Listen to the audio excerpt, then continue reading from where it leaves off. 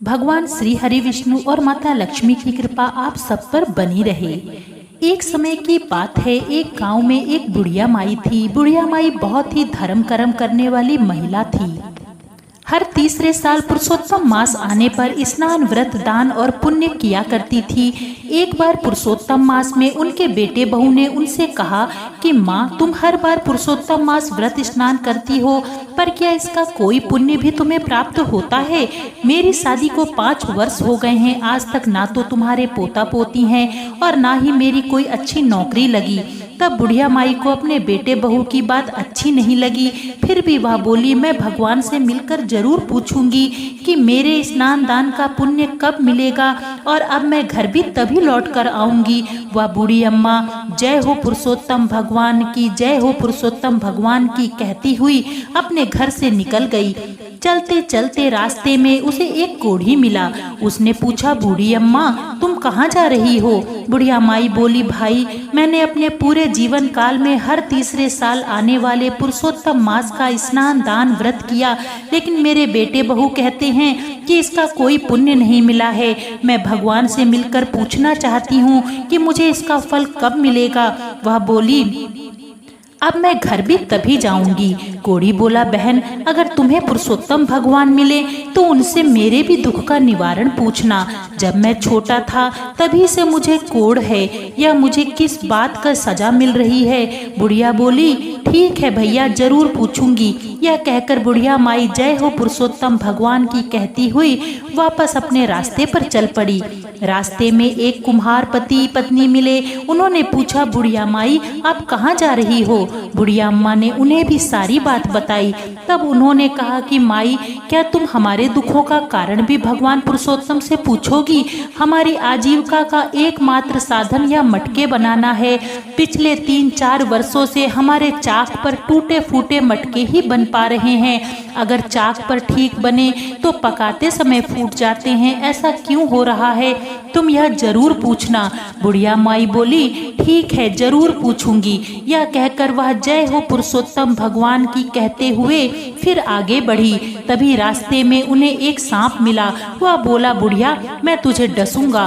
बुढ़िया बोली, तू मुझे जरूर डस लेना, लेकिन अभी मैं पुरुषोत्तम भगवान के पास जा रही हूँ, वापस आऊंगी तो मुझे जरूर डस लेना। सांप बोला, माई, अगर तुम्हें सचमुच में पुरुषोत्तम भगवान मिले तो मेरे भी दुखों का निवारण पूछना।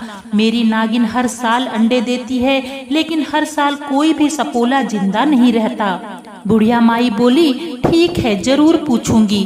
फिर पुरुषोत्तम भगवान की जय जयकार करती हुई आगे चल दी। चलते चलते उसे एक पेड़ के नीचे एक साधु महात्मा बैठे हुए मिले। उन्होंने कहा, बुढ़िया माई, कहाँ से आ रही हो और कहाँ जाओगी? तो बुढ़िया माई ने उन्हें अपने बेटे बहू के दिए हुए तानों की पूरी बात बताई। इस पर साधु महाराज बोले, लेकिन भगवान ऐसे ही कैसे मिल जाएंगे, और मिलेंगे भी तो तुम उन्हें पहचानोगी कैसे? तो बुढ़िया माई बोली कि मैं उन्हें जरूर पहचान लूंगी और वह मुझे जरूर मिलेंगे। ऐसा कहकर उसने साधु महात्मा को प्रणाम किया और आगे बढ़ गई। तभी उसे पुरुषोत्तम भगवान ने दिव्य दर्शन दिए और बोले कि माई, तुम्हें क्या चाहिए? बुढ़िया माई हाथ जोड़कर बोली, मुझे आपके दर्शन होते ही सब कुछ मिल गए, मुझे अब और कुछ नहीं चाहिए। पुरुषोत्तम भगवान बोले, जा बुढ़िया, तेरा कल्याण हो। अब बुढ़िया माई रास्ते में मिले सभी दुखी लोगों के दुखों को एक एक कर भगवान को बताने लगी और निवारण पूछने लगी। सबसे पहले बुढ़िया माई ने कोढ़ी के लिए पूछा, तो भगवान बोले कि वह अपने पिछले जन्म का फल भोग रहा है। पिछले जन्म में वह एक राजा था और लोगों को बिना अपराध के दंड देता था। उसे उनकी ही आह लगी है, और तुम मेरे चरणों की धूल ले जाओ, उसके कोढ़ पे लगा देना, वह ठीक हो जाएगा। बुढ़िया माई ने अब कुम्हार के दुखों का निवारण पूछा। तो भगवान बोले कि एक बार उस कुम्हार पति पत्नी के पास एक गरीब माता पिता अपनी बेटी के विवाह के लिए कलश लेने आए थे। पैसे ना होने के कारण उन्होंने उसे भगा दिया, कलश भी नहीं दिया। उन गरीब माता पिता की ही आह उन्हें लगी है। अगर कुम्हार अपने 100 मटके किसी प्याऊ में दान करे तो उसके दुख दूर हो जाएंगे। बुढ़िया माई ने भगवान को सांप का दुख कह सुनाया। तो भगवान बोले कि इसकी नागिन ने बिना वजह एक बार एक गर्भवती स्त्री को डस लिया था, जिससे वह गर्भवती स्त्री अपने गर्भ में पले रहे बच्चे के साथ मर गई। उन्हें उसी की आह लगी है। यदि यह नाग नागिन अपनी अमृत मणि किसी गरीब को दे दें तो उसे बच्चा हो जाएगा। यह सुन बुढ़िया माई ने भगवान को प्रणाम किया। भगवान पुरुषोत्तम उसे आशीर्वाद देते हुए अंतर्ध्यान हो गए। अब बुढ़िया माई ने भगवान के चरणों की धूली अपने पल्लू से बांधी और सबसे पहले उस सांप से मिली। सांप बोला, बुढ़िया माई, भगवान मिले क्या? तुमने मेरे दुखों का निवारण पूछा कि नहीं? बुढ़िया माई ने सारी बात उसको बताई। सांप कुछ सोचकर बोला, अब मैं गरीब व्यक्ति कहाँ ढूंढूंगा? लो माई, यह अमृत मणि तुम ही ले जाओ। अमृत मणि ले बुढ़िया माई अपने घर के लिए चल दी। आगे चलने पर उसे कुम्हार पति पत्नी मिले। उन्होंने भी पूछा कि माई, क्या तुम्हें भगवान के दर्शन हुए? तुमने हमारी परेशानी का हल उनसे पूछा? बुढ़िया माई बोली कि हाँ। बुढ़िया ने सारी बात उन्हें बता दी। वह बोले कि हम आज ही 100 मटके एक प्याऊ में दान कर देते हैं। उस बुढ़िया आगे चलने लगी तो उसे वह कोढ़ी मिला। उसने भी यही पूछा। इस पर बुढ़िया ने उसे सारी बात बता दी। अब बुढ़िया माई ने भगवान के चरणों की धूल कोढ़ी के जख्मों पर लगाई।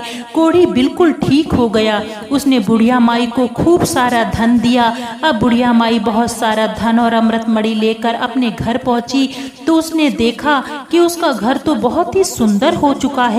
घर में अन्न के भंडार हैं। बेटा बहू खुश होते हुए बुढ़िया माई के गले लग गए। बेटा बोला, माँ, मुझे बहुत अच्छी नौकरी मिल गई है। बहू भी भगवान पुरुषोत्तम की कृपा से गर्भ से है। उन्होंने भगवान के चरणों की धूली को अपने माथे से लगाया और बुढ़िया माई के चरण छुए और सबने पुरुषोत्तम भगवान की जय जयकार करी। तो आप सब भी प्रेम से बोलिए, पुरुषोत्तम भगवान की जय।